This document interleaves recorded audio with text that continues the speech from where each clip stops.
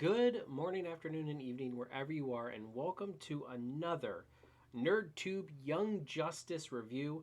First off, I'd just like to ask you, if you are familiar with our channel, to go ahead and give us a like and a comment down below at the end. And please consider subscribing to NerdTube. We are the greatest YouTube channel you kind of maybe sort of heard of. Let's get into the review. We are talking Season 4, Episode 19, Encounter Upon the Razor's Edge. A little bit of a sad nod there to Scott Hall, who just recently passed. So we start off the episode by the Legion of Superheroes talking with Impulse Bart Allen. Bart Allen's kind of giving them a hard time. He's like, look, we're not going any further until you tell me exactly what's going on. And they go back and forth and banter a little bit. So eventually they realize that they have to kind of start telling Bart what's going on, because Bart's also an anomaly in that time period as well, so it's kind of the same. So, I mean, they decide to tell him.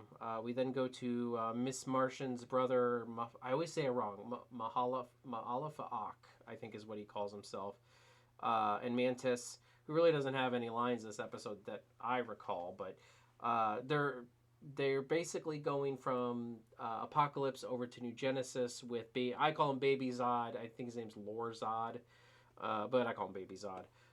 So he's taking this little time sphere thing, and he goes. It almost looks a lot like in a time sphere that is like Metron's time sphere. Metron's thing a little bit, but this is 31st century tech.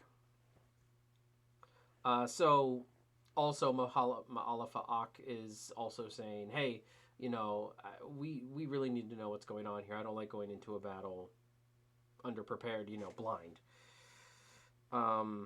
After that, we go to a separate scene where it shows Tamaray and Kilowog of the Green Lantern's Corps. They get a distress signal on their way to New Genesis, and they head over and they find a Blue Lantern named Razor. He is a Blue Lantern. His power is depleted of the ring. They of course save him, and then he says, "Well, oh, you must not have charged your ring or whatnot. You must not have charged your ring before you left, or something like that." And he's like, "No, it's fully charged. I just have no more hope." And the blue ring is of course the Green Lantern power of hope. I'm really glad that we get to see like the other color of Green Lanterns here, other than the green. This episode is very interesting in the Green Lantern scope of things. I'm really glad they kind of did this with this episode.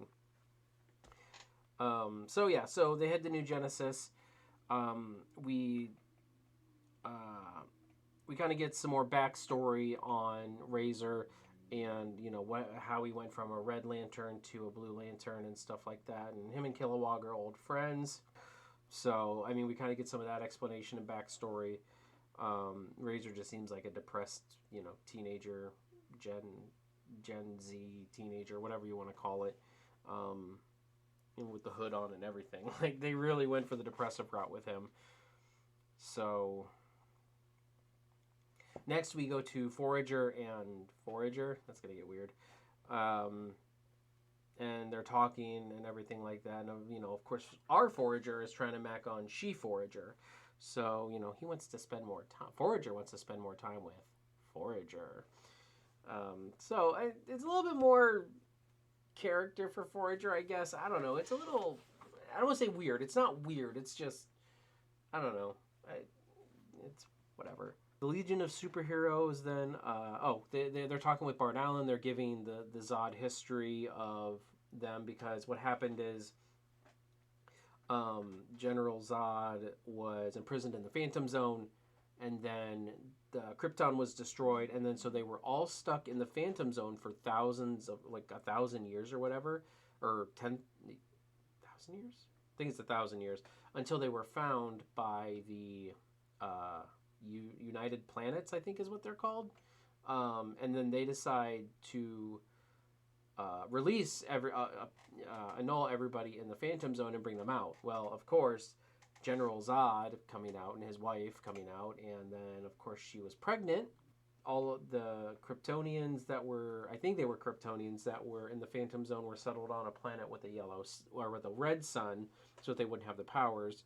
But eventually Zod, of course, got greedy and got his people. He said by the age of 15, he and his kin were moved to a planet with a yellow sun, and they got their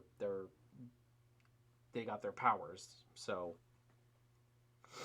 and also Lord Zod is giving his recanted history, kind of parallel with what the Legion is doing. So it's kind of like it's both perspectives, but they're kind of going through the story. So I mean, it's very clever story writing, in my opinion.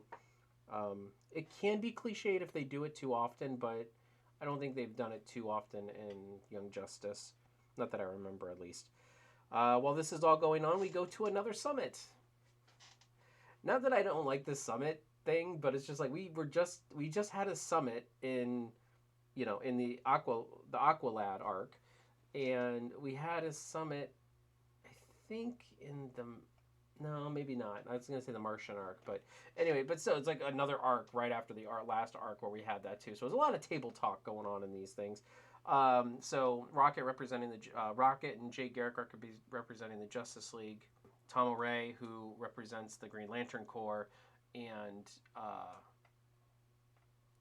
Orion, and I can't remember the other guy's name. He's one of the guys that Superboy encountered in the past. Represented New Genesis.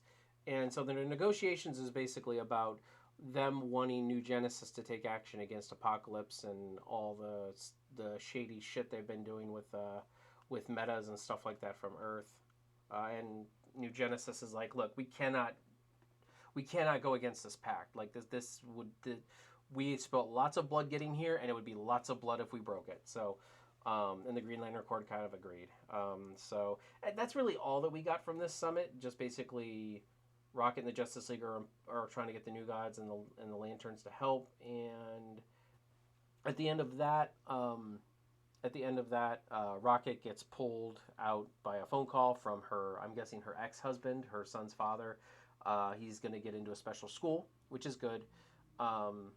But she's not exactly thrilled. Plus, she's very distracted. And I mean, she's dealing with international things, but she's also got problems at home.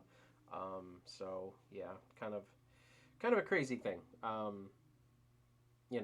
Trying to balance work and family life. I know the struggle. Okay, so Razor goes and talks to Metron and says he wants the red ring back because the blue ring his quest is just not anything. Like he couldn't complete it. Gives him the blue ring. He brings back the red ring, but the red ring doesn't really respond to him. It's not even really that charged. So what happens is Metron tries to get Razor angry so he can activate the red ring because he's been the blue ring for 4 years, and basically he was telling, look, I've manipulated you this entire time for my science experiment. I made you take the blue ring, or I made you want to take the blue ring, and then I knew you'd come back for the red ring. And so he got him mad, and then they got angry enough that he became the Red Lantern again, and he started attacking Metron. And Metron's like geekgasming because he's like, oh, look at this data, spreadsheets, Excel, and so it's just like he's just living in the data there, and then eventually, with the Red Lantern, he eventually does put a crack in his like force shield thingy, which he's like, that's unexpected. And then what happens is, Metron's basically trash talking him, and he's about to leave through the boom tube and everything. And then out of nowhere, like he just, he's like, you want to see the Razor's like, you want to see my true power?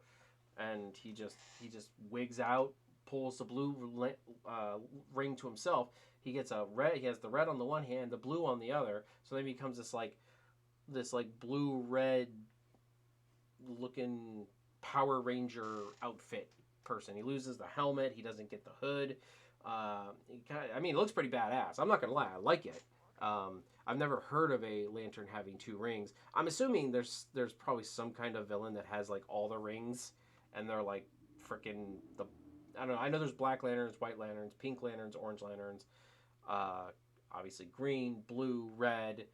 I think is there 10? I think there's 10 or 7. I can't. Or there's either 10 or 8 or not. I don't remember. But yeah, there's a lot of Green Lanterns. But so he had two, like he had two rings, and I'm like, oh shit! And it kind of looks like it looks like a cool outfit. I like it. Um, in midst of the attack, a statue gets destroyed, and she Forager gets injured, and Forager's trying to, um, you know, trying to help her. After Razor does a double fist, red and blue, punches Metron through the boom tube because Metron wanted the blue ring back so he could study it. He then so he just knocks him through the boom tube and well, yeah, pisses Metron off, but whatever. Then Razor goes down and using the blue ring. He heals She Forager, and then reconstitutes the statue of the new gods as it has like the High Father and High Mother, and then it has Forager and Forager like down kind of below them, like they're kind of standing together now, and Orion's like, "This is not how it was." It's like, dude, you sound like a douche. So yeah, so that okay. So Razor flies off, and then we return to Baby Zod, and Baby Zod is like, we got the whole exposition. This was a very exposition-y episode. Like, there was a lot of dialogue and talking and storytelling, but also I really like what they were doing with the lanterns in this episode. It gives us a little bit more lore building, which I want in this. Like, we get more information on the lanterns, on other colored lanterns. We've only ever seen, as far as I remember, we've only ever seen green lanterns on this show, so I'm glad we're seeing the blue and the red. And I wouldn't mind if they actually kind of delved into that a little bit more by the end of the season or going into next season, maybe dealing with some of the lantern stuff. I wouldn't mind, expanding out into that. So after all that's done, Bart agrees to finish the bioship, which they were going to use, I think, to time travel. And Bart installed a cosmic treadmill on bioship. So now bioship is going to be used as I'm guessing a time machine or a time ship or something like that. Very Legends of Tomorrow like. And so I think they're either going back to the future or they're going to check and see if everything's, kosher. I'm sure they'll go back to the future to see if everything's fixed. More than likely not, because, we didn't see any of Superboy this week, and we didn't see any of Beast Boy this week, so which is fine. I mean, I don't, with how much we had going on this episode, I'm kind of glad we didn't do much with them. I don't need little snippets. I mean, I'd rather them focus on the primary characters of this arc anyway. I mean, the little tidbits here of Superboy and Beast Boy here and there is okay, but I'm glad they more focused on New Genesis and the Legion of Superheroes in this episode. That's what I wanted in this episode. The end credits is just a goofy little happy birthday, Forager's version of Happy Birthday. It's some weird song. It has 102 candle on it, so I'm guessing Jay Garrick is 102, which, I mean, he's a speedster. They age much slowly. They age more slowly. So yeah, this episode was pretty good. I really liked it. I really feel like we're really picking up steam here, although we are on episode 19, so we really need to be picking up steam at this point. But yeah, so let me know what you guys thought of the episode down below. I'm enjoying Young Justice Phantoms very much. If you are enjoying the story arc format that they're doing here, I'm still not sold on Rocket being the best person to send as the League representative, just because we don't know a lot about her. Honestly, I know in the comics she has stuff, but like I don't know a lot about her from this show, and I don't mind her being there, but like leading a delegation representing the Justice League, I feel like should have been one of like the big six, like hell, Black Lightning, the Justice League leader, should probably be there for the summit if they're looking for someone to implore the New Gods and the Green Lanterns to join in their fight against Apocalypse. So, I mean, yeah, I think that I'm kind of here and there on that aspect, but I'm glad I'm getting to know Rocket a little bit more. That's always a plus. I haven't really known anything about her. She didn't have much involvement in the first season and subsequent seasons after that. So, But with that all being said, everybody, thank you very much for watching my Young Justice review of episode 19. If you haven't already, please consider giving us a like and a comment down below on your favorite parts of this episode and what your thoughts are on Young Justice so far. And if you haven't already, please consider giving us a subscribe to NerdTube. We are the greatest YouTube channel you kind of maybe sort of kind of heard of. It helps out tremendously with the analytics. We appreciate you for stopping by, and we will and we will catch you guys in the next one. Catch you later.